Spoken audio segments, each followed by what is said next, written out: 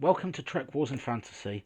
And after having started this already with my mic off, I'm going to give you a go with my mic on and try to catch flies flying around the room as well.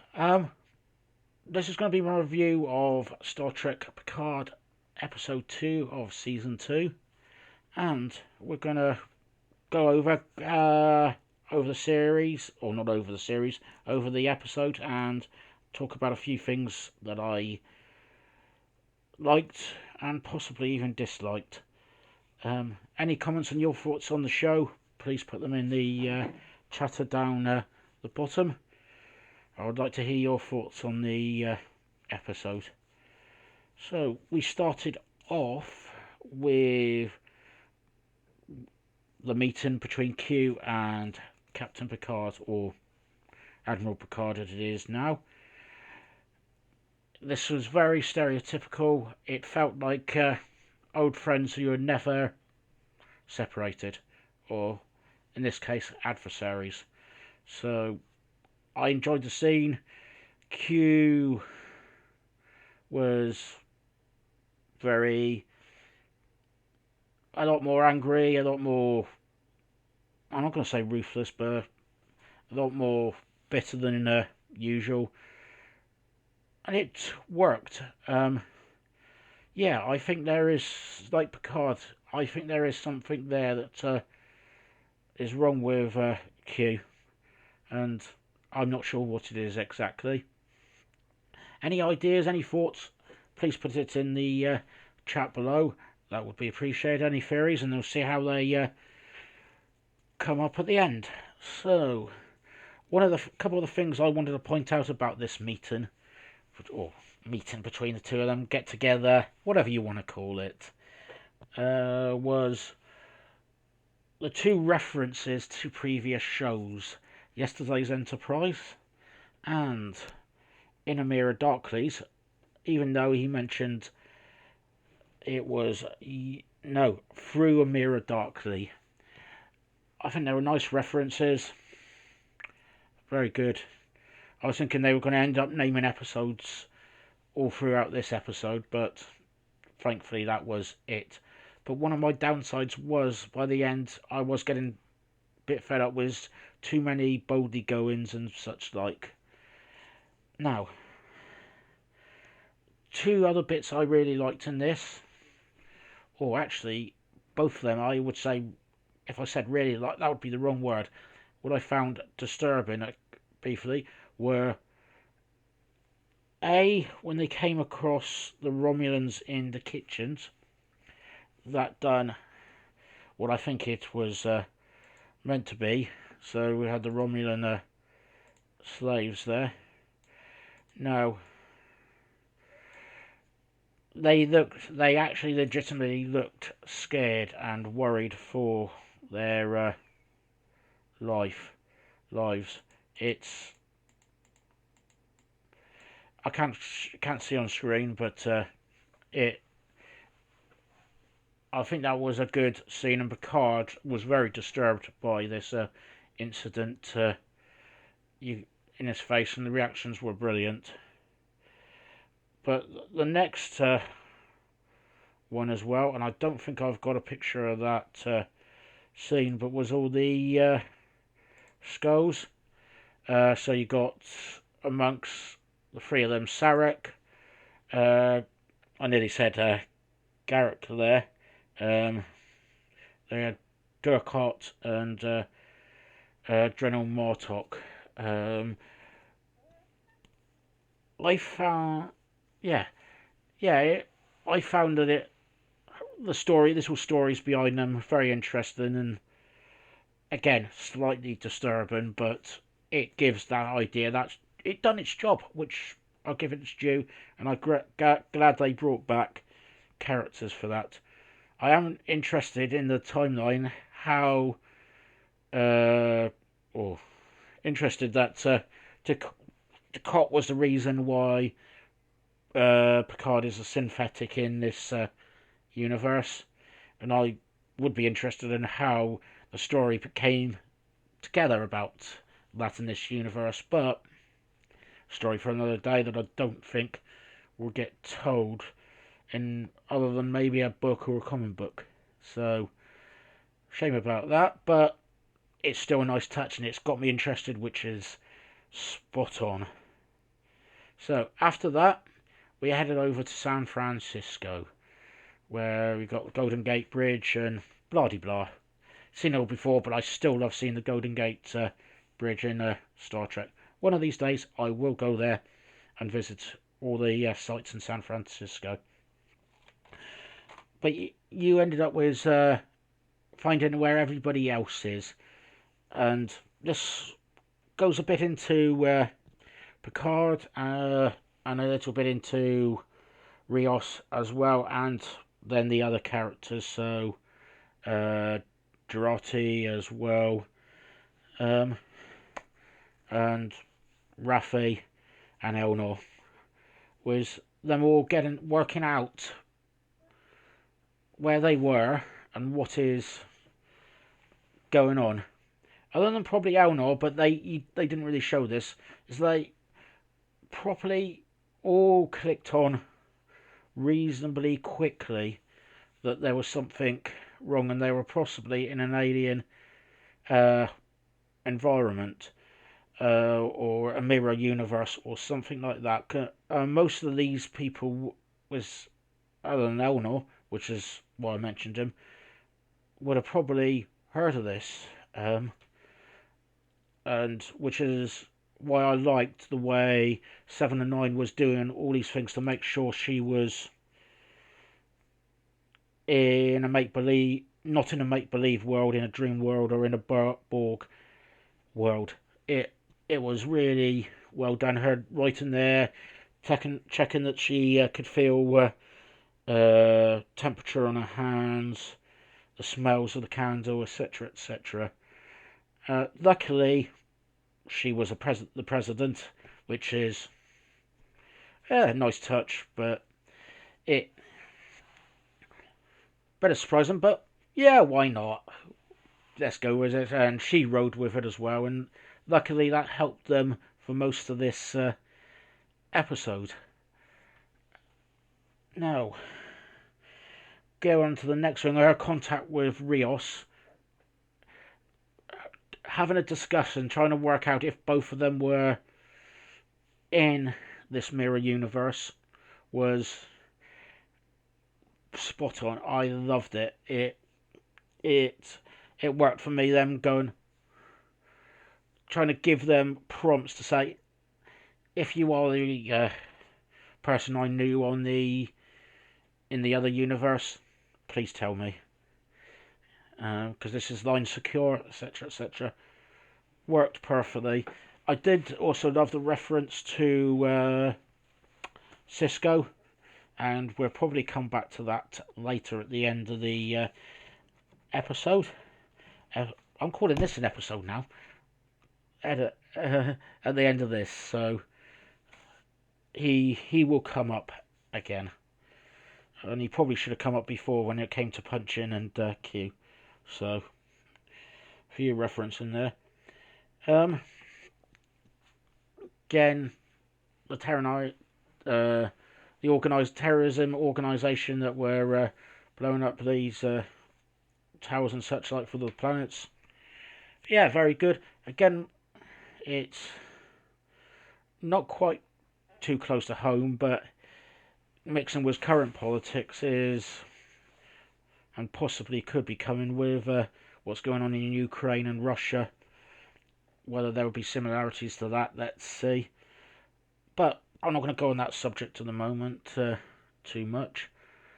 So, but yeah, that way of Raffi working out what's going on and having the more confidence about it, the more expertise from her Starfleet history, and showing Elnor what to do, even though she had as much idea as him what was going on. So, where are we going to talk about? Where are we going to talk about next? What are we going to talk about next? Meow. When Jurati woke up, That was quite fun. Her reactions in this were probably nearer to what I would probably have, having no idea what was going on, even though you're carrying on and it's like you're trying to have a normal conversation while everyone around is trying to be put on this act and go, look, behave yourself, you get us called out and killed. I would probably be that one being Girardi going, uh, saying the wrong thing all the time, um, and saying too many times as well. I just want to, as I've got this cat up, and there is another one, Spot 73. Love it, and really reminds me of Tamagotchis and that kind of thing from back in the 90s and stuff like that. Really good. And I don't know where that news feed that this cat was talking about came from, but again, another underground bit where that came from. Don't know what it is, but it's good. And again, love the conversations. She was the most actor normal from out of everybody. Not within their character, because they were all acted their character, but probably what most of us would act like. And then when she finally worked out that she was supposed to know what was in this door, and then got this lovely person here, again, spot on with the Borg. It completely emptiness, and I am not surprised the Borg Queen and the Borg Collective would know a little bit about parallel worlds and have a little bit of a link to that. That was well done. Only downside I did find with that would have been that Picard was probably not as thrown off about that as previously was, and I don't necessarily like my head being on Girardi's body, but let's change that if I can without changing anything else.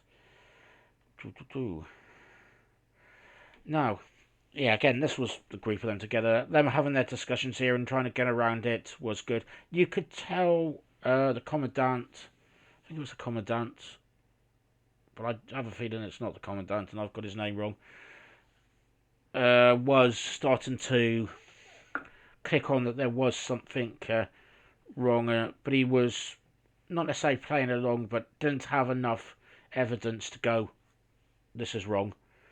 And actually, when they went to beam up on the ship, I went, this is going to be a quick, over and done with. I didn't actually anticipate anything going wrong with this actual part. I thought there was going to be like a chase off the planet, straight into that. They would get away hiding somewhere.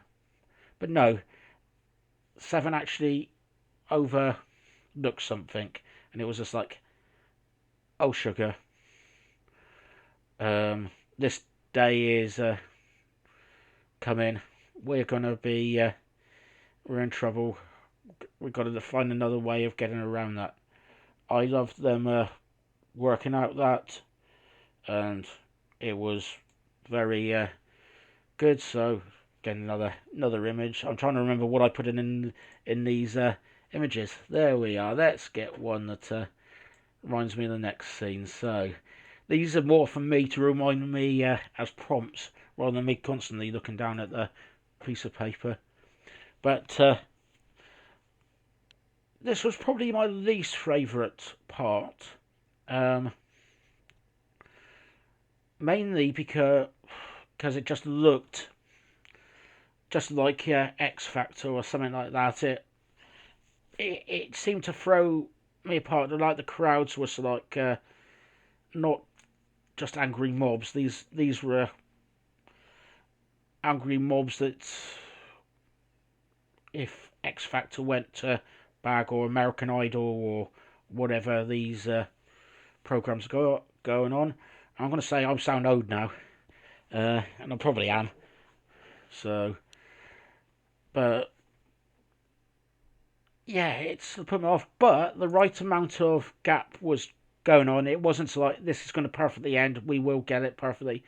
I'm glad there was a hiccup, and they had to adapt and do a bit of shooting to get out of that.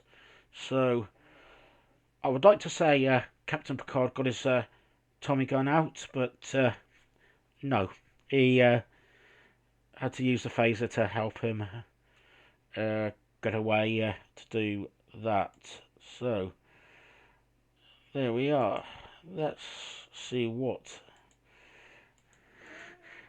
And I've run out of my clips, so less prompts from me from here on out. Again, Jurati doing her thing down there. Rios doing his thing. All the rest of them sorting out. Brilliant way of getting this all sorted, and enjoyed it. It was a very big surprise when the team actually the team got stopped, and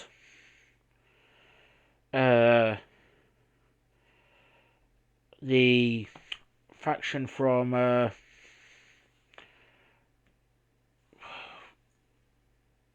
had a mind blank again from the let's just call them the enemies. I apologise. I did watch this episode. I've watched it 3 or 4 times, and I still can't remember. Q helped me. So, but when they landed, short tail knot, and it did make me go, is he going to be alright? I hope so. Fingers crossed that Elnor's going to be safe. And this is not going to go in the way that I'm thinking it will go. This is... The ending was nowhere near what I was thinking. When they worked out that they had to go back to the past, that was... I thought, that's the thing they're going to do. They get away, go around the planet, and that's going to be the landmark. They wake up there, or not wake up, get them back into above Los Angeles, and be there. But they've got this crew now. They've got to adapt with that. Now, thinking about where they have to go in the past, there's a couple of people mentioned. I'm going to leave the elephant in the room to the last and let him sit in the corner patiently until we get there. But first of all, who is the Watcher? First of all, any ideas? Put in chat. I personally have got Guinan in my head at the moment for that, but it could be a couple of other people. I was missing Jurati from this. Could it be Jurati? No, not Jurati. Soji. Getting my names all muddled up. I was missing Soji. I'm thinking, there's no Soji here. Where's Soji? Could she be the Watcher? Now, my other prediction of who the Watcher is it related to the year that they are going back into? Now, what happened in that year? The Bell Riots. This is where Sisko gets a mention from me again. He is just up the coast in San Francisco in that year with Julian Bashir and Jadzia Dax, and I believe very briefly Miles O'Brien and Kira Nerys, and they got that going on. Is it going to be somebody like Sisko who's travelling back in time? Is it going to be one of the security guards that let them go and they're helping them? Is it somebody else related to the Bell Riots? How is the Bell Riots affecting Los Angeles down the coast? That brings me on to that, another topic. I am very interested to see how or if the Bell Riots have affected where they're going in Los Angeles. It's got in my head that has got to be in the show, because otherwise, why pick that year? Is if they're gonna pick that year, if they're gonna just pick a random year, why that's close to us? Why don't they pick this year? Why don't they pick next year? Why do they have to pick the year of the Bell Riots? It's got to be some way that they've picked that, and I hope they do it justice. But they've got to get out of the situation they're in. Wherever all my predictions have gone, they have been random. They've been off the charts. They got to fix Elnor. They've got to make him better. Hopefully they can. Don't want to lose them already. Hopefully Soji does come back. And what is Q up to? Let's see. And as my shirt's about Queen, the show must go on, and I'm certainly hoping that it will.